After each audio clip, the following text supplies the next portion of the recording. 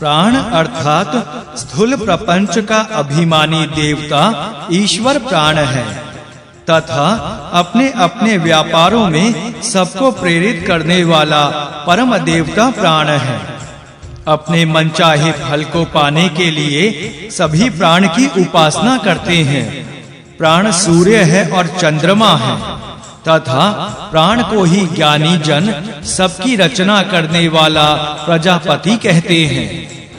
प्राण और अपान प्रधान प्राण की विशेष व्रतियां हैं। प्राण ही गेहूं, जौ तथा अपान बैल कहे जाते हैं। प्राण वायु जौ में आश्रित हैं तथा अपान वायु को ही गेहूं कहा जाता है। पुरुष स्त्री के गर्भाशय के मध्य सांस लेता और अपान वायु छोड़ता है। हे प्राण, जब तुम गर्भस्थ भ्रूण को पुष्ट करते हो तब वह जन्म लेता है। प्राण को मातरिका अंतरिक्ष का स्वामी वायु कहा जाता है। उसी वायु को प्राण कहा जाता है। उन दोनों में केवल नाम का भेद है। जगत के आधार बने हुए उस प्राण में भूतकाल से संबंधित और भविष्य काल में उत्पन्न होने वाला जगत आश्रित रहता है। इस प्रकार प्राणों में ही सब प्रतिष्ठित है। अथर्वा महर्षि द्वारा, अंगिरा महर्षि द्वारा, देवों द्वारा तथा मनुष्यों द्वारा उत्पन्न अनेक प्रकार की जड़ी बूटियों और फसलों को हे प्राण तुम ही वर्षा का जल प्रदान करके प्रसन्न करते हो। प्राण जब वर्षा के रूप में विशाल पृथ्वी पर जल गिराता है तभी जड़ी बूटियां, फसलें और जो भी वृक्ष हैं वे सब उत्पन्न होते हैं। हे प्राण, यह कहा हुआ तुम्हारा महत्मय जो जानता है एवं जिस विद्वान में तुम प्रतिष्ठित रहते हो उसके लिए सभी देव स्वर्ग में अमृतमय भाग प्रस्तुत करते हैं। हे प्राण, जिस प्रकार ये सभी प्रजाएं तुम्हारे लिए बलि प्रस्तुत करें, हे सुनने वाले प्राण, जो तुम्हारा महत्मय सुनता है उसके लिए भी सब बलि प्रस्तुत कर देते हैं। प्राण गर्भ होकर देवताओं में विचरण करता है, वही भली भांति व्याप्त होकर मनुष्य आदि के शरीर के रूप में पुनः उत्पन्न होता है। नित्य वर्तमान वह प्राण भूतकाल की वस्तुओं में तथा भविष्य काल की वस्तुओं के रूप में उत्पन्न होता है। वही अपनी शक्तियों से पिता और पुत्र में प्रवेश करता है। हंस अर्थात जगत के प्राण बने हुए सूर्य जल से उदित होते हुए अपने एक चरण अर्थात भाग को जल से ऊपर नहीं उठाते हैं। यदि वे अपने दूसरे चरण को भी ऊपर उठा लें तो काल विभाजन नहीं हो सकेगा। तब वे कहीं नहीं जा सकेंगे और ना दिन और रात हो सकेंगे। त्वचा, रक्त आदि 8 धातुएं शरीर का निर्माण करती हैं। उन्हीं का यहाँ रथ के पहियों के रूप में निरूपण है। यह शरीर 8 पहियों वाला रथ है। प्राण ही इसकी एकमात्र धुरी है। लोक में रथ के पहिए धुरी को घेरे रहते हैं। प्राण रूपी धुरी एक पहिए से निकलकर दूसरे में प्रवेश करती है।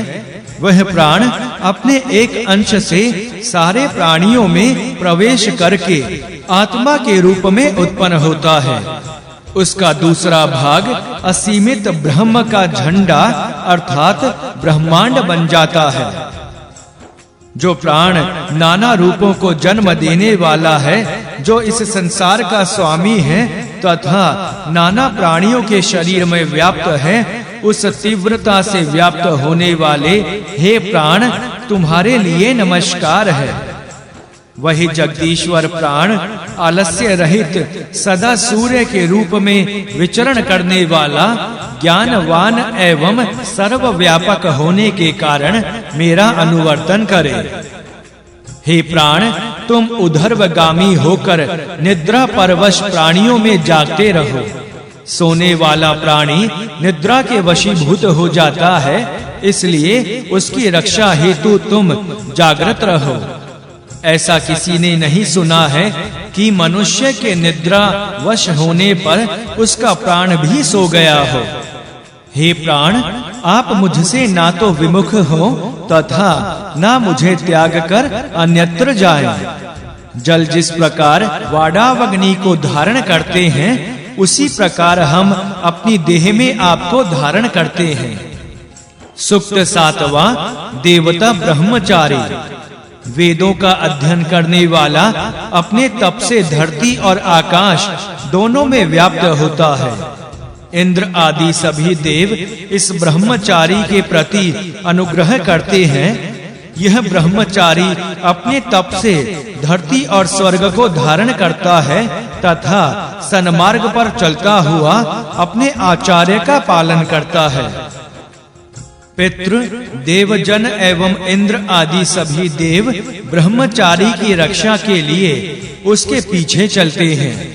गंधर्व भी ब्रह्मचारी का अनुगमन करते हैं।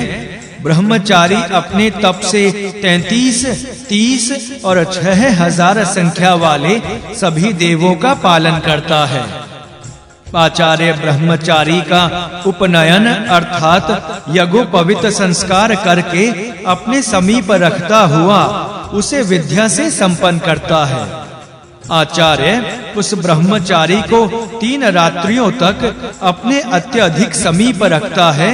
चौथे दिन विद्यामय शरीर से उत्पन्न उस ब्रह्मचारी को देखने के लिए देवगण एकत्रित होकर आते हैं। यह पृथ्वी ब्रह्मचारी की पहली समीधा है। धुलोक अर्थात स्वर्ग ब्रह्मचारी की दूसरी समीधा है। ब्रह्मचारी स्वर्ग और पृथ्वी के मध्य अर्थात अंतरिक्ष को अग्नि में डाली गई समीधा के द्वारा पूर्ण करता है।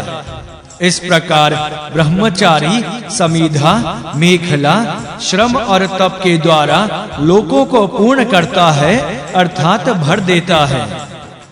सर्व जगत के कारण ब्रह्म से सबसे पहले ब्रह्मचारी उत्पन्न हुआ ब्रह्मचारी धर्म से अपने आप को ढकता हुआ तप के द्वारा उठा।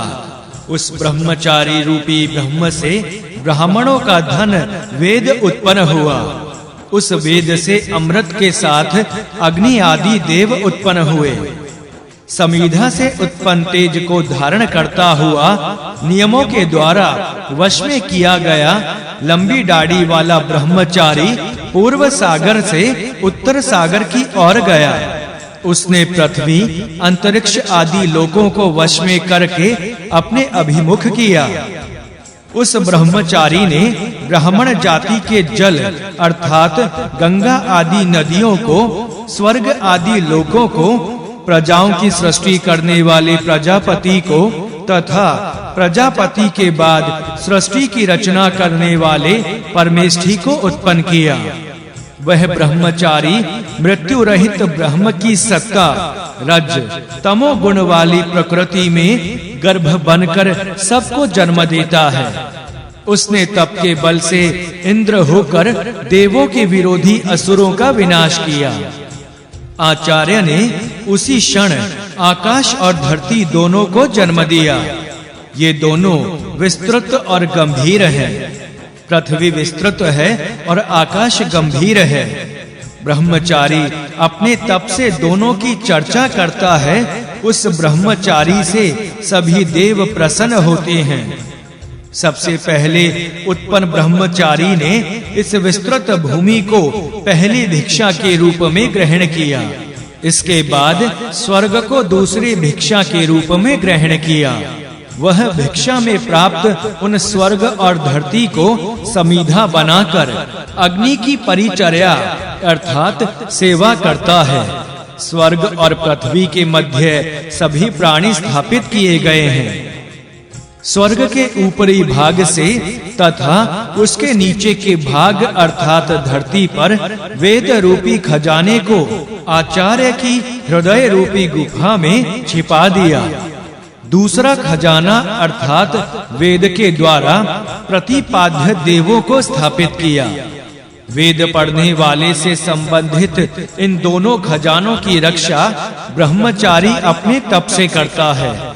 वह वेद के रूप में उसके विषय ब्रह्म का ही साक्षात्कार करता है।